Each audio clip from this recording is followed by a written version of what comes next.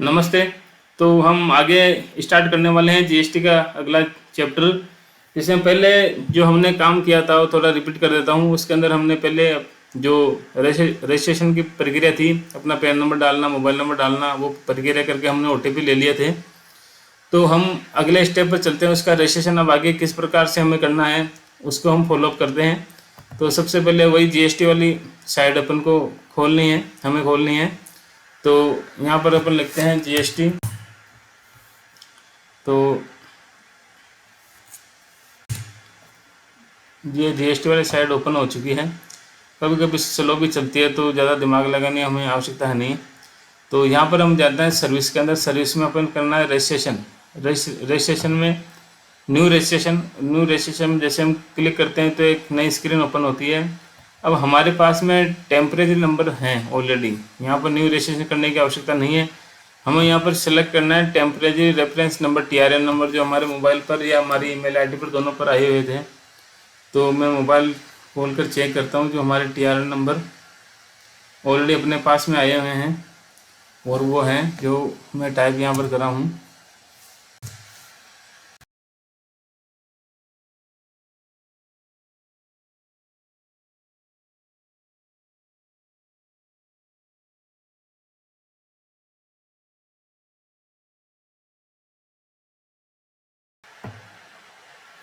ये आ गया नंबर। अब ये मेरे पास में जो इसे मैं ओपन करूँगा तो ये नया ओटीपी मेरे को भेजेगा सिस्टम के अंतर्गत। नया ओटीपी जैसे आता है ये अपने पास में आया है। मैं इसको प्रोसीड्स में लगा दूंगा। जैसे प्रोसीड करता हूँ तो एक फॉर्म खुलेगा, नई स्क्रीन आ जाएगी अपने सामने। तो हमें सबसे पहले ये चीज़ें देखनी है। ये देखिए यहाँ पर हमको सबसे पहले ये चीज़ देखनी है। देखिए यहाँ पर अपने क्रिएट डेट कब की थी, जीएसटीआर फॉर्म नंबर कौन सा है, GSTR registration number 01, application of new registration, ये पूरा कंप्लीट फार्म है। एक्सपायरी डेट भी यहाँ पर आई है कि आप हमारे पास इतना टाइम है, 15 दिन का टाइम यहाँ अपने पास में है।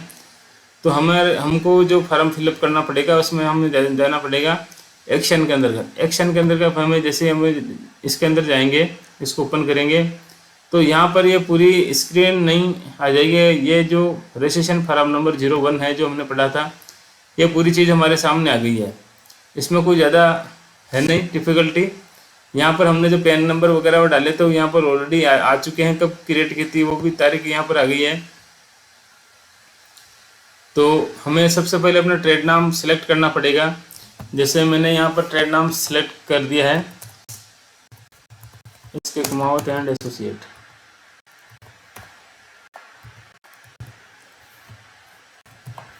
एसोसिएट्स। अब यहाँ पर जैसे मैंने ट्रेड नेम मतलब अपने फर्म का नाम जो हमने सोच रखा था वो यहाँ पर हमको फर्म का नाम अपना डालना है। जैसे मैंने यहाँ पर डाल दिया इसके कुमावत एसोसिएट, तो ये अपना फर्म का नाम हो गया। इससे ही हमको पहचाना जाएगा कि इसका जीएसटी का नाम क्या है, इसके फर्म का नाम क्या है, कंपनी है तो कंपनी नाम क्या है, प्राइवेट लिमिटेड कंपनी है तो प्राइवेट लिमिटेड कंपनी का नाम क्या है। या ट्रेड नेम के अंदर ही हमें यहाँ पर डालनी पड़ेगी।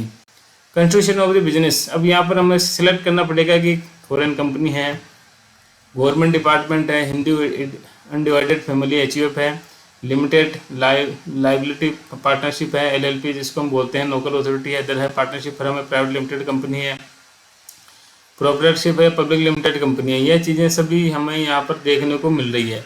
अब हमारे तो क्या प्रोपरेटरशिप वगैरह तो है अपनी, तो कोई प्राइवेट लिमिटेड कंपनी तो अपनी है नहीं। तो यहाँ पर हम सिलेक्ट करेंगे। अगर आप इंडिविजुअल रूप से काम कर रहे हो तो देखिए 2-3 चीज़ें दिमाग लगाने की जरूरत यहाँ पर रहेगी।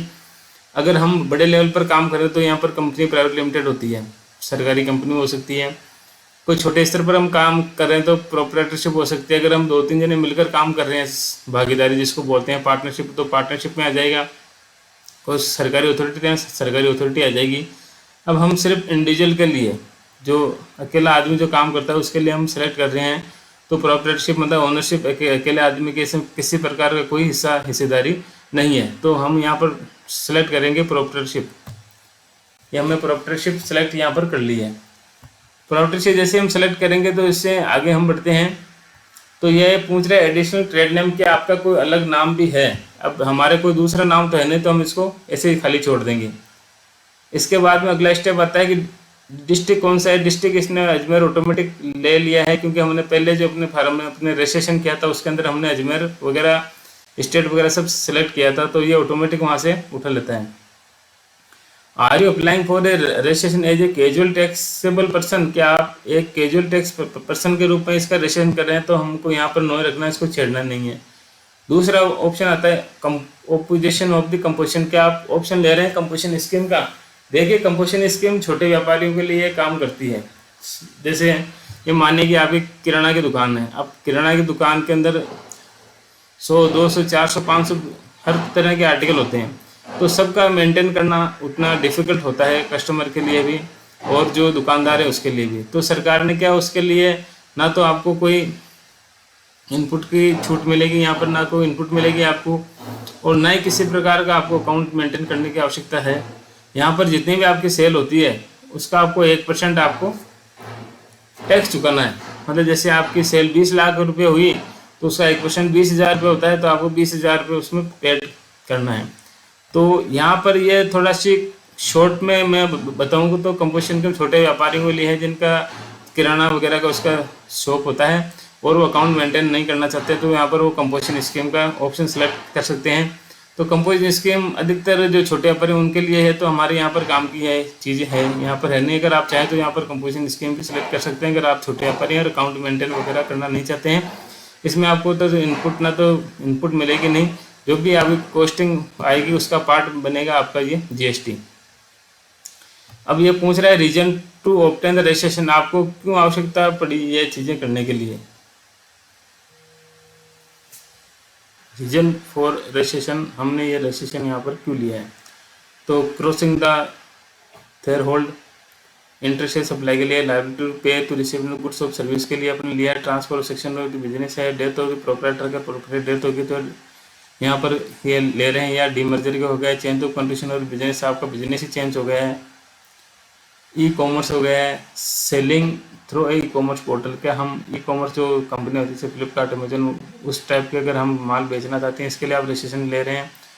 वॉलेंट्री बेसिस से स्वैच्छिक हमने कोई चीज़ काम कर रहे हैं तो उसके लिए ले रहे हैं। इनपुट सर्विस डिस्ट्रीब्यूटर हैं।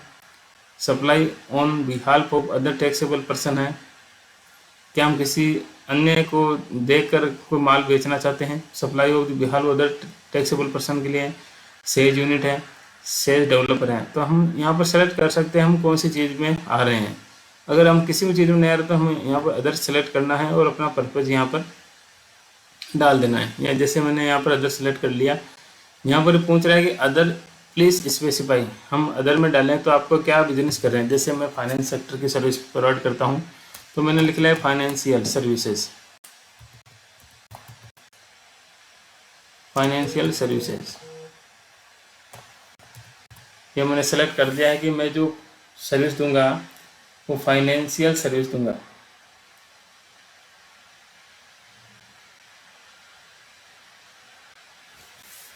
यहाँ पर मैंने डाल दी है।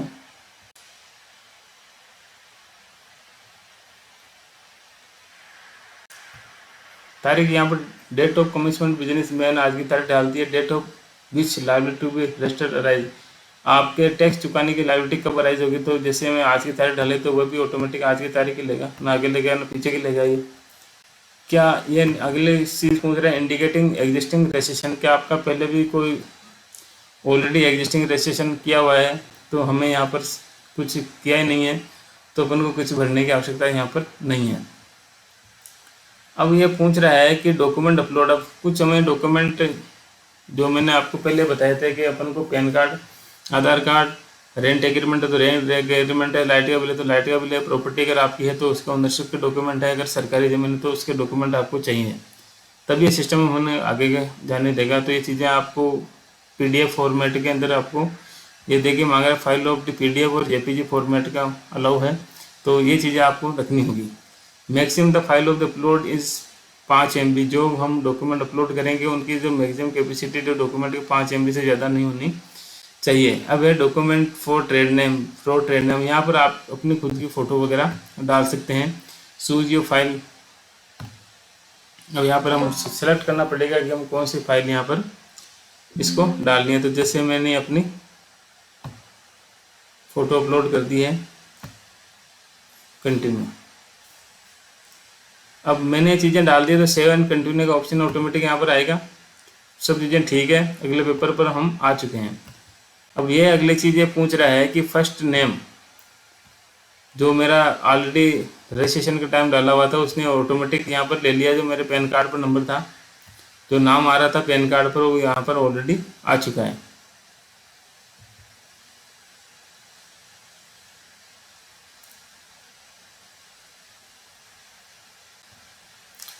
अगला स्टेप आ रहा है कि आपके पिताजी का नाम क्या है, father name, name of the father name क्या है। तो मैं यहाँ पर मिडिल नेम, लास्ट नेम है ना, लास्ट नेम यहाँ पर डाल देते हैं। डेट ऑफ बर्थ क्या आ रही है, डेट ऑफ बर्थ आ रही है 5 जुलाई 1987। मोबाइल नंबर आ गया है, यहाँ पर कुछ चेंज वगैरह करना हो, मेल आई डी चेंज कर देता हूँ। सी सतीश कुमार वाली email I D, mobile number कुछ चेंज वगैरह करना हो तो यहाँ पर चेंज कर देते हैं। सब चीज़ें कंप्लीट कर देते हैं, ज़्यादा कोई टाइम है नहीं। यहाँ पर मेल फीमेल वगैरह पूछ रहा है, तो जैसे मेल है तो मेल डालना, अगर फीमेल है तो फीमेल, और बाकी आप समझदार हैं।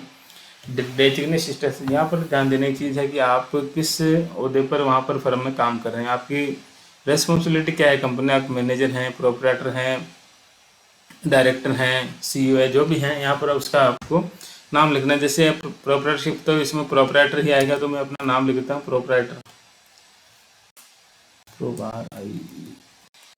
प्रोपराइटर मैंने से नाम लिख दिया प्रोपराइटर। मेरे जो पैन नंबर हैं ऑलरेडी यहाँ पर आ चुके हैं। तो आगे बढ़ते हैं। अब ये पूछ रहा है कि इसमें जो डिटेल होगी प्रोपराइटर, मतलब प्रोपराइटर की डिटेल हम इसने पूरी डाल दी है।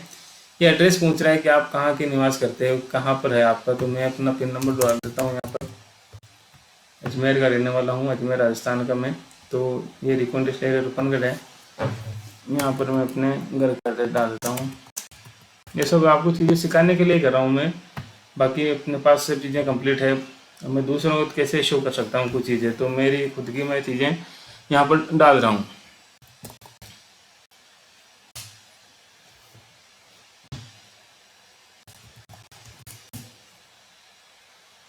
थोड़ा क्या सिस्टम स्लो ये चल रहा है, तो कुछ इसमें टाइम लग सकता है, ये ऑटोमेटिक उठाता है चीज़ें। ये चीज़ें सब आ गई है।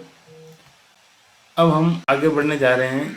लैंडमार्क डालने की आवश्यकता नहीं, मेन जो पॉइंट है वो इसमें आपको अपलोड करने हैं। अब यहाँ पर चीज़ें क्या पूछ रहे हैं, upload photograph the person who is information has been given. जो ये इन्फॉर्मेशन जिस पर्सन ने दी है उसकी फ़ोटो, मतलब कहने का मतलब है कि जो प्रॉपरेटर है, जो बिजनेस करना चाहता है, उसकी यहाँ पर आपको फ़ोटो यहाँ पर सबमिट करनी होगी, वो भी 100 KB की।